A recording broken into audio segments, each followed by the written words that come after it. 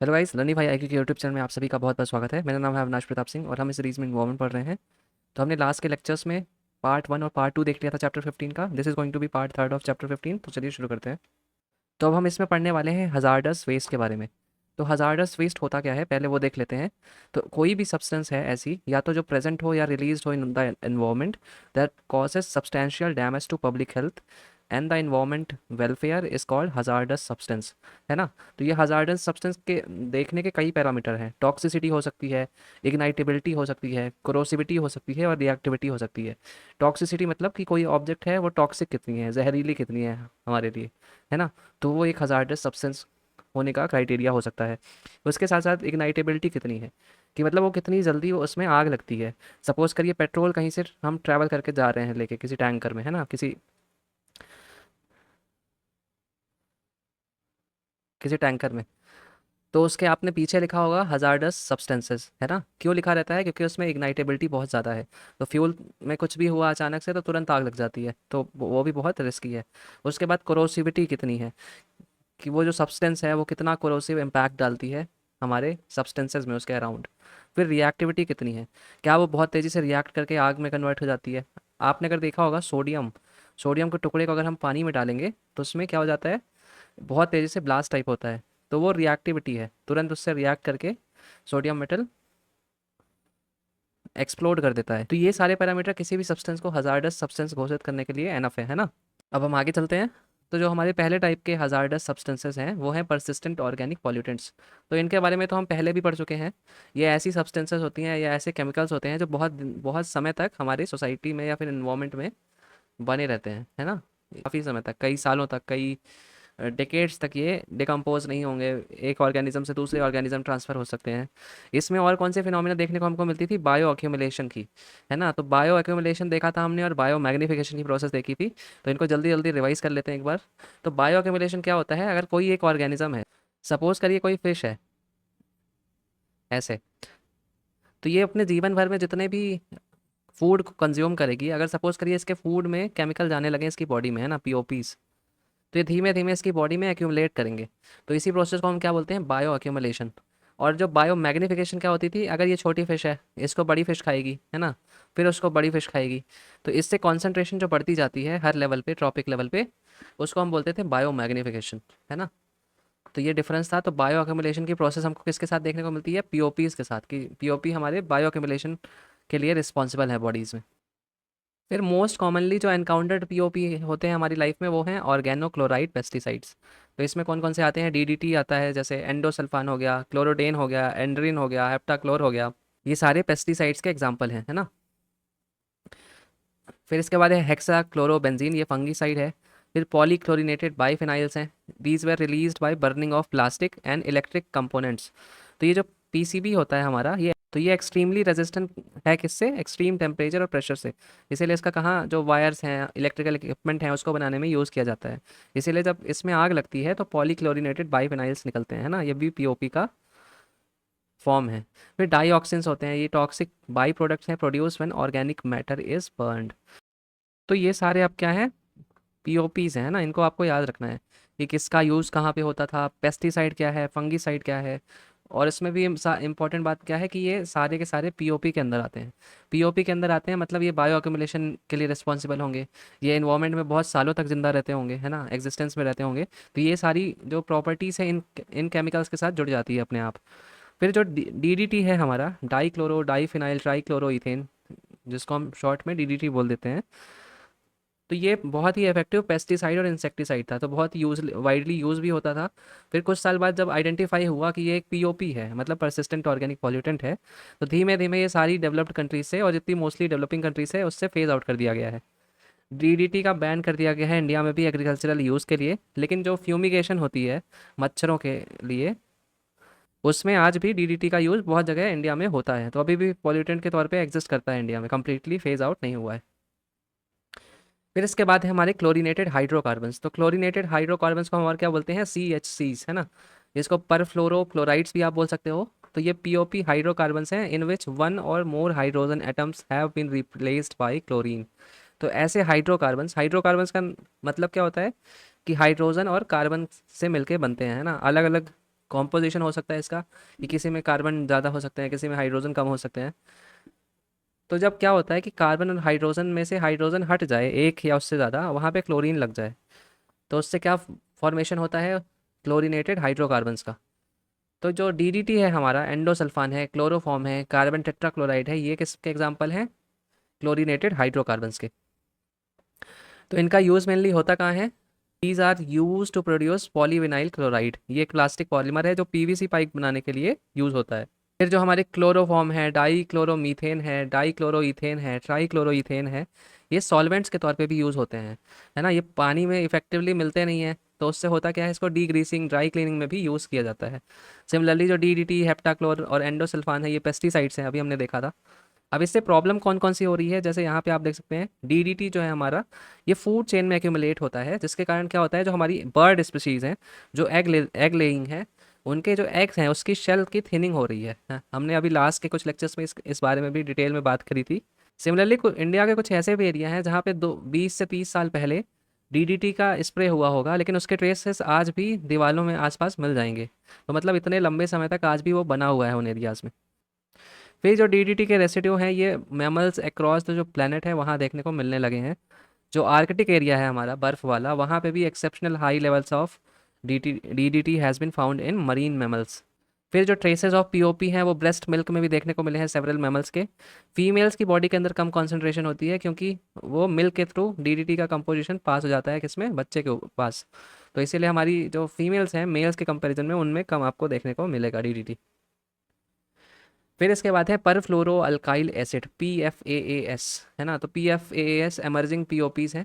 ये यूज़ किस में होते हैं, water stain resistance coating for clothing fabric, leather upholstery, carpets, oil resistant coating for paper products, approved for food contract, electroplating, electronic etching.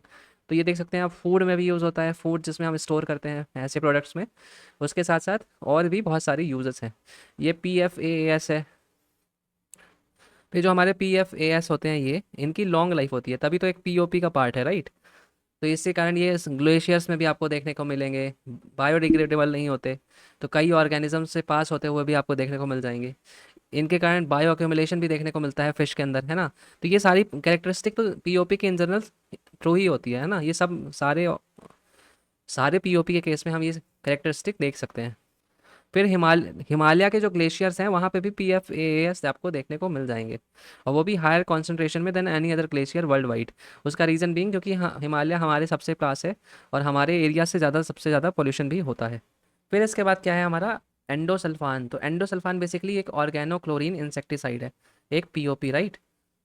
तो इसका use कहाँ होता था, इंसेक्टिसाइड के तौर पे और वुड प्रिजर्वेटिव के तौर पे। लेकिन इंडिया में बैन लग गया। बैन क्यों लगा और कैसे लगा, तो 1990s में इंडिया जो था हमारा, वो बिगेस्ट प्रोड्यूसर और कंज्यूमर था एंडोसल्फान का। लेकिन फिर जो केरला की कासरगोड डिस्ट्रिक्ट है, यहाँ पे क्या हुआ एक्चुअली, कि एंडोसल्फान, यहाँ पे प्लांटेशन बहुत सारी हैं, एक तो प्लांटेशन हो गई,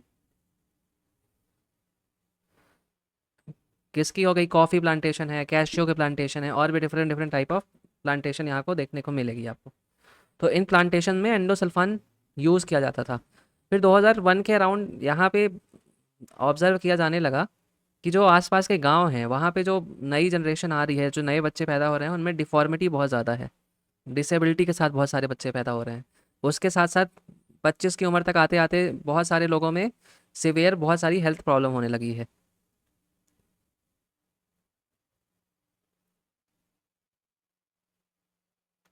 तो ये सारा इशू देख के स्टडी करी गई थी, फिर पता चला कि एंडोसल्फान की वजह से हो रहा है ये। तो 2001 में कासरगोड डिस्ट्रिक्ट में ये पता चला था, तो इसीलिए केरला ने इसको बैन कर दिया था। फिर 2011 में सुप्रीम कोर्ट है जो हमारी, उसने भी बैन कर दिया था पूरे अक्रॉस इंडिया में। साथ साथ में जितने लोगों की यहाँ पे लाइफ इफेक्ट हुई थी, उनको कंपनसेशन पे करने के लिए सुप्रीम कोर्ट ने बोला था। तो जो हमारा एक स्टॉकहोम कन्वेंशन है ऑन POP, इसके बारे में अभी हम आगे पढ़ेंगे। तो इसने भी वर्ल्ड वाइड एंडोसल्फान को बैन कर दिया है। सो बेसिकली 2011 में इसने बैन किया था। इसी के बैन के बाद सुप्रीम कोर्ट ने ये डिसीजन दिया था कि इसको बैन करिए इंडिया में भी। फिर हमारी जो कंट्री है यहाँ पे हम लोगों ने परमिशन ली थी कि हमें 10 साल का छोड़ दीजिए, हम 2017 तक बैन को सुनिश्चित करेंगे। तो यहाँ पे भी आप देख सकते हैं कि गवर्नमेंट के ऊपर प्रेशर होता है बहुत सारा, है ना। प्रेशर फ्रॉम जो फर्म्स हैं बड़ी बड़ी, उनके ऊपर से प्रेशर आता है, जॉब लॉस का, और भी बहुत सारे फैक्टर्स होते हैं। तो इसीलिए 10 साल का रेमिशन मांगा गया था। तो एंडोसल्फान के हजार्डस इफेक्ट कौन कौन से होते हैं हमारी बॉडी में? तो ये हाईली टॉक्सिक है, इससे बायो एक्यूमुलेशन होता है, जेनेटिक और एंडोक्राइन सिस्टम में प्रॉब्लम होती है। फिर एंडोक्राइन डिस्टरप्टर भी है ये। इसका मतलब क्या है कि ये जो एनहेंस कर देता है effect of oestrogen in the body, जिसके कारण क्या होता है, रिप्रोडक्टिव और डेवलपमेंट डैमेज होता है हमारे बोथ एनिमल्स और ह्यूमंस में। न्यूरोटॉक्सिक है, destroy it it destroys the integrity of nerve cells. इसके बाद इंडिया में एक लॉ एग्जिस्ट करता है, regulation of persistent organic pollutants rule 2018। तो ये किस मिनिस्ट्री के द्वारा आया था? Ministry of environment, forest and climate change, है ना, MOEFCC। तो इन्होंने इसको नोटिफाई किया था under the provisions of environment protection act 1986। तो इसके अंदर ये जो 7 केमिकल्स हैं ना, इनका use, trade, import, export, manufacture सब कुछ बैन कर दिया गया था। तो ये सारे आप देख सकते हैं नाम यहाँ पे। इसके बाद है हमारा पर एंड पॉलीफ्लोरो अल्काइल सब्सटेंसेस, तो PFAs इनको बोलते हैं। तो जो हमारा नॉन स्टिक कुकवेयर होता है ना, तवा जो हम देखते हैं नॉन स्टिक वाला आता है, या फिर जो वाटर रिपेलेंट क्लोथिंग होती है ना, तो वाटर रिपेलेंट क्लोथिंग भी बहुत ब्रांड बनाते हैं। फिर स्टेन रेजिस्टेंट फैब्रिक भी होता है, कॉस्मेटिक्स हैं, फायर फाइटिंग फॉर्म्स हैं, इन सब में PFAs आपको देखने को मिल जाएगा, क्योंकि ये ग्रीस प्रूफ होता है, वाटर प्रूफ होता है, स्टिक प्रूफ होता है, स्टेन प्रूफ होता है, स्टेन रेजिस्टेंस होता है। तो इसीलिए बहुत सारी जगहों में यूज़ होता है।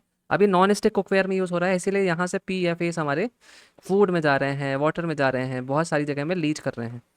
इसके साथ साथ जो पेपर स्ट्रॉ है हमारी, इसको कंसीडर तो किया जाता है कि इन्वायरमेंटल फ्रेंडली है ये, लेकिन इनमें मोर PFA है देन प्लास्टिक वन। क्यों? क्योंकि PFA ऐड किया जाता है इनमें to make them water repellent. तो ये भी हमारे लिए खतरे हैं।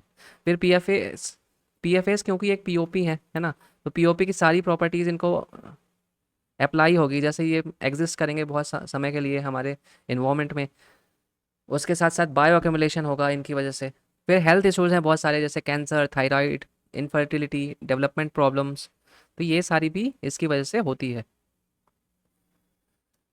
तो इस साल का ही UPSC का क्वेश्चन आप देख सकते हैं, अभी कुछ मंथ्स पहले ही आया था PFAs के बारे में। PFAs are found to be wide spread in drinking water, food packaging materials. Yes, अभी हमने देखा। PFAs are not easily degraded in the environment. Yes, POP है क्योंकि ये, है ना। फिर persistent exposure to PFAs can lead to bioaccumulation in human animal body. Yes, तो ये भी तीनों स्टेटमेंट अपने आप में ट्रू हैं। अभी हमने ये सारी चीज़ें देख ली।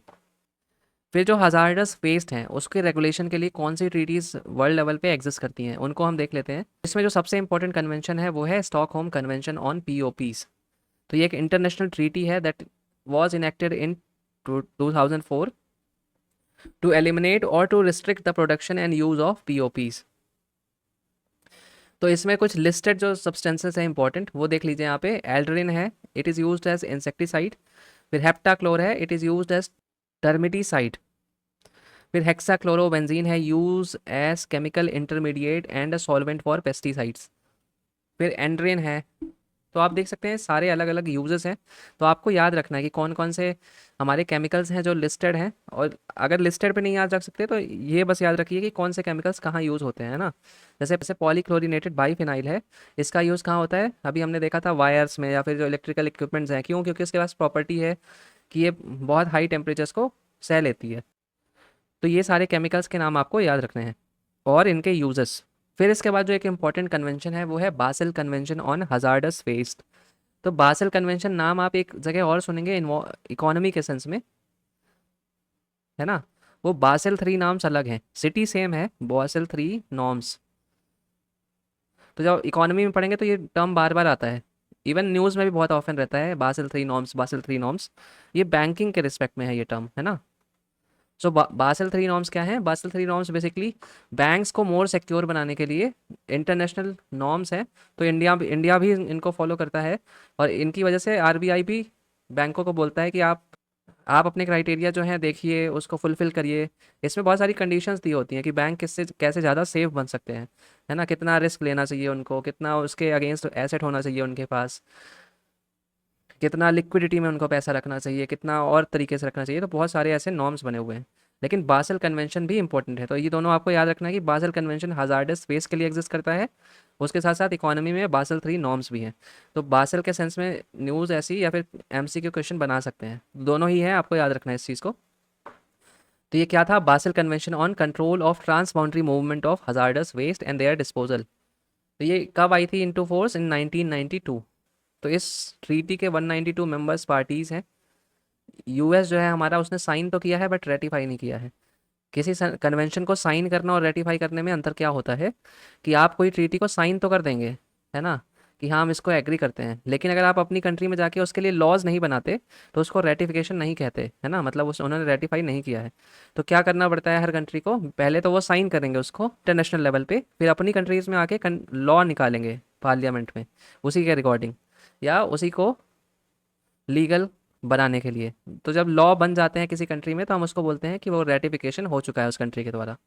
सो बासिल कन्वेंशन के ऑब्जेक्टिव्स क्या थे, reduce the movement of hazardous waste between nation, prevent the transfer of hazardous waste from developed to less developed countries, फिर minimise the amount of toxicity of waste generated, assist least developed countries in environmentally sound management of their hazardous and other waste they generate. तो ये सारे इसके objectives थे Basel convention on hazardous waste. तो आपको याद रखना है राइट, कि पहला हमारा स्टॉकहोम है, उसके बाद बासिल कन्वेंशन है, और इसके बाद जो हम आगे भी पढ़ेंगे वो ऐसे सीक्वेंस आपको याद रखना है कि स्टॉकहोम किसके बारे में है, बासिल किसके बारे में है। बहुत बार ऐसे क्वेश्चन बनते हैं कि इधर पे कन्वेंशन का नाम लिख देंगे और वो किस बारे में है उसको मैच करने को बोला जाता है राइट। तो इसका नाम से अगर आप एसोसिएट करके समहाउ याद कर सकते हैं तो बहुत ही अच्छा होगा, बहुत ईजी रहेगा कि बाद में कभी क्वेश्चन आता है तो आपको बन जाएगा वो। फिर शॉर्ट कमिंग क्या है बासिल कन्वेंशन में, तो बासिल कन्वेंशन जो शुरू में आया है उसकी प्रॉब्लम ये थी कि वो सिर्फ रेगुलेशन की बात करता था, कि मतलब अगर हजार्डस वेस्ट मूव हो रहा है तो उसकी नोटिफिकेशन आपको देनी है, फिर कंसेंट लेना है कंट्रीज से, है ना, जिसको आप बोल सकते हैं कि पहले आपको बता के मूव करना है, मतलब बैन नहीं कर रहा था, बेसिकली रेगुलेट करने का ट्राई कर रहा था। सो अंटार्कटिका को छोड़ के कहीं पे बैन नहीं लगा था। तो जिसके कारण हो क्या रहा था कि तो बहुत सारी जो ऐसी शिप होती हैं पुरानी, वो क्या होता है ला के हमारी हम लोग की जैसी कंट्रीज़ है साउथ एशिया में, इंडिया हो गया या फिर अफ्रीकन कंट्रीज़ हो गया, यहाँ पे लाके इसको डॉक कर देते थे, बोलते थे अब शिप को एक्सपायर कर रहे हैं हम। एक्सपायर मतलब होता है कि जब कोई शिप ओल्ड हो जाती है, यूज़ लायक नहीं बचती, तो उनको ऐसे डॉकिंग ब्रेकिंग यार्ड में भेज दिया जाता है जहाँ पे उनको तोड़ के जो उससे वैल्यू निकल सकती है उसको यूज़ किया जाता है। तो जब आप किसी लीस्ट डेवलप्ड कंट्री में भेज देंगे तो वहाँ पे लोग ना तो अच्छे से प्रोटेक्शन यूज़ करेंगे, ना ही प्रॉपर तरीके से उसको तोड़ेंगे, है ना, वो डेस्परेट रहेंगे मनी के लिए। तो इसलिए बहुत सारा पॉल्यूशन उससे निकल के हमारे आसपास के इन्वायरमेंट में ऐड होगा। इंडिया में जो अलांग शिप ब्रेकिंग यार्ड है गुजरात में, वो one of the biggest ship breaking yard है वर्ल्ड का, है ना। तो बहुत सारी वर्ल्ड की जो शिप हैं जो रिटायर होती हैं वो इंडिया में आके ब्रेक होती हैं राइट। हमारे लिए ये भी बिजनेस है, इसीलिए जो 2021 की बजट स्पीच थी वहाँ पे फाइनेंस मिनिस्टर हमारी बोल रही थी कि जो डबल करेंगे शिप रिसाइकलिंग कैपेसिटी बाय 2024। तो अगर हजार्डस सब्सटेंसेस पे पूरा ही बैन लग जाएगा तो ये इस बिज़नेस पे भी बहुत बड़ा इम्पैक्ट आएगा, क्योंकि बहुत सारी जो शिप होती हैं वो हजार्डस सब्सटेंसेस वाली ही होती हैं। सपोज करिए कोई ऑयल कैरी करने वाली शिप थी, उसको अब ब्रेक करना है तो बैन लग जाएगा तो उसको भी मूव करने में बड़ी दिक्कत होगी। इसीलिए फिर इसमें अमेंडमेंट लाई गई थी, Basel ban amendment to Basel convention. तो यहाँ पे आप देख सकते हैं ये अमेंडमेंट कब लाई गई थी, 1995 में। फिर ये इंटरनेशनल लॉ कब बनी है, 2019 में, जब 3/4 ऑफ जो पार्टीज़ हैं उन्होंने रेटिफाई कर लिया था इस कन्वेंशन को, है ना। लेकिन जो बड़ी बड़ी कंट्रीज़ हैं जैसे US, Canada, Japan, Australia, New Zealand, south Korea, India, Russia, Brazil, है ना, इन लोगों ने आज तक ये रेटिफाई नहीं किया है। अब यहाँ पे इकोनॉमिक रीजंस हो सकते हैं ना, इंडिया का कारण क्या हो सकता है कि रिसाइकलिंग के लिए नहीं आ पाएगी इंडिया, है ना, तो यहाँ पे भी बैन लग जाएगा तो हमारा जो मार्केट है ओवर 30% से ज़्यादा शेयर हमारा है इस पूरे रिसाइकलिंग बिजनेस पे। तो इस पे भी हर्ट होगा बहुत ज़्यादा। उसके साथ साथ जो बड़ी कंट्रीज़ हैं जैसे यूएस, तो वो अपने प्रॉफिट के बारे में सबसे पहले देखती हैं, है ना, उनको लॉ या इन्वायरमेंट से उतनी नहीं पड़ी है। फिर इसके बाद Rotterdam convention on prior informed consent है ना। तो रॉटरडैम कन्वेंशन में भी यही बात बोली गई थी कि जब कोई भी हम हजार्डस सब्सटेंसेस को एक जगह से दूसरी जगह ले जाते हैं तो उसके पहले एक प्रायर एक्सचेंज ऑफ इन्फॉर्मेशन हो ना, प्रॉपर उसकी लेबलिंग प्रॉपर तरीके से हो। अगर कोई सब्सटेंसेस आ रही है तो उसमें लिखा हो कि हजार्डस वेस्ट है ना। फिर कंट्रीज़ के पास ऑप्शन हो कि whether they want to accept that कि नहीं एक्सेप्ट करना है ना। तो ये सारी बातें इसमें की गई थी, इसीलिए इसको प्रायर इन्फॉर्म्ड कंसेंट बोलते हैं। मतलब सामने वाले पार्टी को आप इन्फॉर्म कर रहे हो उसके बाद वो उसको परमिशन दे रहा है आने की नहीं आने की, तभी आप एक्सपोर्ट कर सकते हो या नहीं कर सकते, है ना। फिर कुछ जॉइंट मीटिंग भी हो रखी है बासेल, रॉटरडैम और स्टॉकहोम कन्वेंशन की। ये जॉइंट मीटिंग कहाँ पे हुई थी? जिनेवा में 2021 में। थीम क्या था? Clean planet, healthy people, sound management of chemical and waste.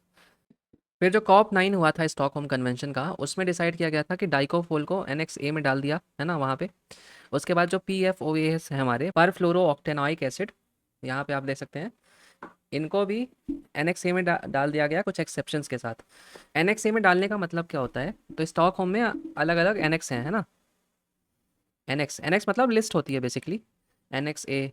तो अब यहाँ पे एनेक्स ए में ऐसे केमिकल्स की लिस्ट होती है जिनको एलिमिनेट करना है टोटली, है ना। तो ये दोनों भी ऐड हो चुके हैं। जैसे आप डाइकोफोल को देख सकते हैं, डाइकोफोल यूज़ कहाँ होता था? नॉन स्टिक कुकवेयर में, फूड प्रोसेसिंग इक्विपमेंट में, कारपेट्स में, पेपर एंड पेंट्स में। तो आप देख सकते हैं बहुत वाइड यूज़ था इसका। फिर इसके बाद जो परफ्लोरो ऑक्टेनाइक एसिड है, इसको कहाँ यूज़ किया जाता था? टेफ्लॉन की मेकिंग में। तो टेफ्लॉन आपको पता होगा कि ये कोटिंग की जाती थी हमारे नॉन स्टिक कुकवेयर के ऊपर, है ना। आज भी यूज़ की जाती है बहुत जगह। पी एफ ओ ए है जो हमारा, इसकी मदद से टेफ्लॉन बनता था। तो ये भी एक कार्सिनोजन है, मतलब इससे कैंसर होता है, लिवर टॉक्सिकेंट है, इम्यून सिस्टम में भी प्रॉब्लम करता है, तो इसको भी एनएक्सए में डाल दिया गया है। तो इसका मतलब क्या होगा कि अल्टीमेटली धीमे धीमे कंट्रीज इनको एलिमिनेट करेंगी। फिर COP 14 टू बेसल कन्वेंशन क्या है? तो इसमें बेसिकली प्लास्टिक जो वेस्ट है उसको लीगली बाइंडिंग फ्रेमवर्क में डाल दिया गया। इसका मतलब क्या है कि अगर कोई कंट्री चाहे तो जो पार्टी है वो रिफ्यूज़ कर सकती है कि हम आपका प्लास्टिक वेस्ट हमें नहीं चाहिए। इंडिया भी इसकी क्योंकि पार्टी है, तो इंडिया ने ऑलरेडी इम्पोज कर दिया है complete prohibition on the import of solid plastic waste. अब आपके मन में थॉट आएगा कि सॉलिड वेस्ट क्यों कोई इम्पोर्ट करेगा, राइट। तो अब इसके बहुत सारे रीजंस हो सकते हैं। बहुत जो लोअर इनकम कंट्रीज़ हैं, लीस्ट डेवलप कंट्रीज़ हैं, तो बहुत चीप रेट में कूड़ा कचरा मंगा लेते हैं, उसको रिसाइकल करते हैं, फिर अपनी कंट्री में कुछ थोड़ी और एक्स्ट्रा पैसे के लिए बेच देंगे, राइट, जहाँ पे इन्वायरमेंटल लॉज इतने अच्छे नहीं हैं। तो पैसे के लिए लोग बहुत सारी चीज़ें करते हैं। फिर COP 9 जो रॉटरडैम कन्वेंशन का था, उसमें क्या किया गया था? दो नए केमिकल्स हैं, इनको लिस्ट में ऐड किया गया था। हालांकि अब इन सब की डिटेल आपको एक एक करके याद नहीं रखनी है कि COP 19 में क्या हुआ था, COP 14 में क्या हुआ था, कौन से कन्वेंशन इंपॉर्टेंट है कौन से नहीं है। अगर कोई करंट अफेयर्स में रहा है लास्ट एक साल में तो पढ़ लीजिए उसको, उसको इम्पोर्टेंट समझ के पढ़ सकते हैं। हालांकि अदरवाइज मेनली आपको बस इनके नाम याद रखने हैं कि बासेल कन्वेंशन है, स्टॉकहोम कन्वेंशन है, रॉटरडैम कन्वेंशन है। ये किससे रिलेटेड है? हमारे हजार्डस वेस्ट से। मोस्ट लाइकली इतना ही पूछा जाएगा, इसके बियॉन्ड नहीं पूछा जाता। फिर इसके बाद है Hong Kong convention on recycling of ship. तो ये कन्वेंशन आया क्या क्यों था? For safe and environmentally sound recycling of ships in 2009 लाया गया था इसको। तो इस कन्वेंशन का भी ऑब्जेक्टिव वही था कि जो बहुत सारी साइकिलिंग रिसाइकलिंग हो रही है अक्रॉस कंट्रीज़, उसमें उसके लिए लॉज बनाए जाएँ, है ना, वो प्रॉपर तरीके से हो।